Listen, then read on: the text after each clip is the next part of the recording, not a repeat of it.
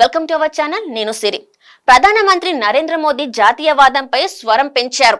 ఎన్నికల ముందు దేశాన్ని విడదీసే కుట్రలను సహించేది లేదంటూ గట్టిగా హెచ్చరించారాయన.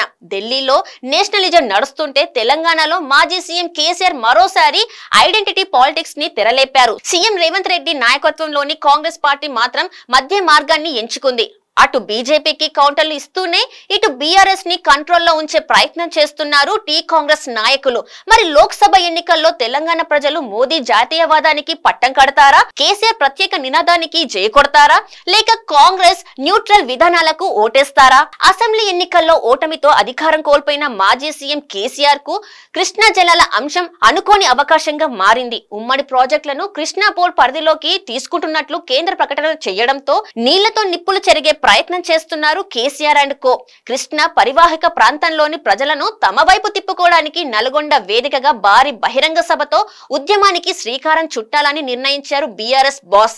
శాసనసభ ఎలక్షన్స్ లో దక్షిణ తెలంగాణ ప్రాంతం మొత్తంలో కేసీఆర్ పార్టీకి 4 సీట్లు మాత్రమే వచ్చాయి. లోక్సభ ఎన్నికల సమయానికి ఈ లెక్క మార్చడానికి కృష్ణా జలాల వివాదం మరోసారి తెరపైకి తెస్తున్నారు గులాబీ దళపతి. తెలంగాణలో స్థానిక ప్రయోజనాలపై ఉద్యమ శంఖారావం పూరిస్తుంటే ఢిల్లీలో ప్రధాని మోదీ మాత్రం జాతీయ సమైక్యత రాగం అందుకున్నారు. మా రాష్ట్రం బొగ్గు మాది, మా నేల నుంచి పారే నీళ్లు మావే, మా రాష్ట్ర ప్రజలు కట్టే పన్నులు మాకే దక్కాలంటూ వస్తున్న డిమాండ్లపై మండిపడ్డారు. ఇలాంటి వితండవాదంతో దేశాన్ని విభజించాలనే కుట్రలను సహించేది లేదని రాజ్యసభ వేదికగా స్ట్రాంగ్ గా వార్నింగ్ ఇచ్చారు. దేశంలోని రాష్ట్రాలన్నీ సమానమేనని, అన్ని రాష్ట్రాలకు సమన్యాయం చేస్తామన్నారు ప్రధానమంత్రి.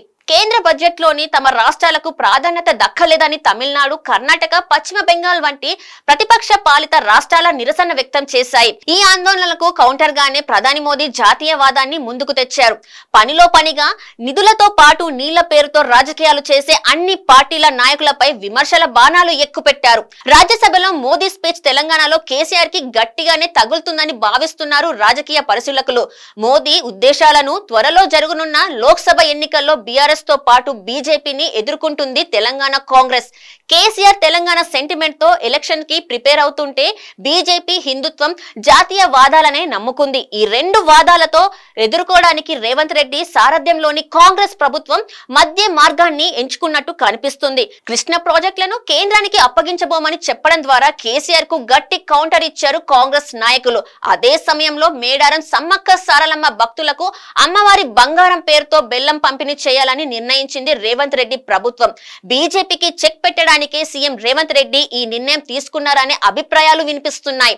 10 ఏళ్ల అధికారంలో ఉన్న కేసీఆర్ ప్రభుత్వం కృష్ణా జలాల వివాదంతో రాజకీయంగా ఎంతో లాభం పొందింది. నది పరివాహక ప్రాంతంలో కొత్తగా ఒక్క ప్రాజెక్ట్ నిర్మాణం పూర్తి చేయలేదు. కొత్త ఆయకట్టకు నీరు అందించలేకపోయారు. ఇదే విషయాన్ని హైలైట్ చేస్తూ బీఆర్ఎస్ ఆరోపణలు తిప్పుకొడుతున్నారు కాంగ్రెస్ నాయకులు. అసెంబ్లీ ఎన్నికల్లో గులాబీ దళాన్ని తిరస్కరించిన దక్షిణ తెలంగాణ ప్రజలు లోక్సభ పోరులోనూ కారెక్కే అవకాశం లేదని రాజకీయ పరిశీలకుల ఒపీనియన్. ఇక నరేంద్ర మోదీ మ్యాజిక్ ఉత్తరాదికే పరిమితం. దక్షిణలో మోదీ ప్రభావం పెద్దగా లేదని కర్ణాటక, తెలంగాణ అసెంబ్లీ ఎన్నికలు రుజువు చేశాయి. ఇప్పటికైతే తెలంగాణలో కాంగ్రెస్ హవానే నడుస్తుంది. రేవంత్ రెడ్డి ప్రభుత్వం ఇదే ధోరణిలో ముందుకెళ్తే లోక్సభ ఎన్నికల్లో హస్తం గుర్తుదే పైచేయి అవుతుంది.